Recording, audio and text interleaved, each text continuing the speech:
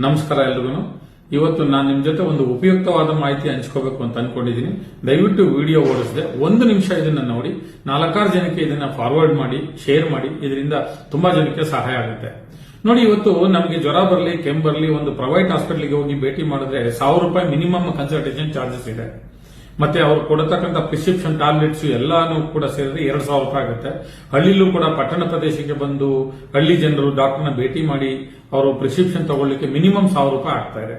ಇಂಥ ನಿಟ್ಟಿನಲ್ಲಿ ಭಾರತ ಸರ್ಕಾರ ಇವತ್ತು ಇ ಸಂಜೀವಿನಿ ಒಪಿಡಿ ಅಂತ ಬಿಡುಗಡೆ ಮಾಡಿದೆ. ಇದು ಆನ್ಲೈನ್ ಪೋರ್ಟಲ್. ಜನರು ಮನೆಯಲ್ಲೇ ಕುಳಿತುಕೊಂಡು ನೇರವಾಗಿ ವೈದ್ಯರ ಸಲಹೆ ಪಡೆಯಬಹುದು, ಪ್ರಿಸ್ಕ್ರಿಪ್ಷನ್ ಅನ್ನು ಪಡೆಯಬಹುದು, ವಿಡಿಯೋ ಕಾಲ್ ಮುಖಾಂತರ ಮಾತಾಡ್ಲಿಕ್ಕೂ ಕೂಡ ಇದರಿಂದ ಅವಕಾಶ ಇದೆ. ಈ ಪೋರ್ಟಲ್ ಅನ್ನ ಯಾವ ರೀತಿ ಉಪಯೋಗಿಸಬೇಕು ಅನ್ನೋದನ್ನ ಈ ಕೆಳಗಡೆ ತಿಳಿಸಿದ್ದೀನಿ. ಗೂಗಲ್ ನಲ್ಲಿ ಇ ಸಂಜೀವಿನಿ ಒಪಿಡಿ ಅಂತ ಪೋರ್ಟಲ್ ಇದೆ, ಕ್ಲಿಕ್ ಮಾಡಿ. ಅಲ್ಲಿ ಪೇಷಂಟ್ ಅಥವಾ ಡಾಕ್ಟರ್ಸ್ ಅಂತ ಇದೆ.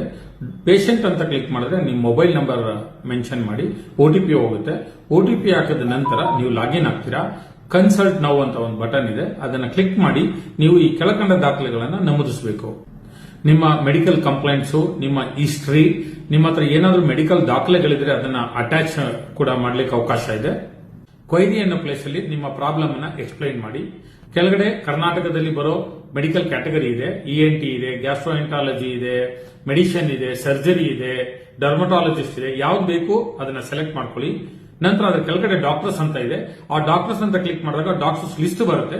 ಯಾವ ಡಾಕ್ಟರ್ಸ್ ಬೇಕಂತ ಸೆಲೆಕ್ಟ್ ಮಾಡ್ಕೊಳ್ಳಿ.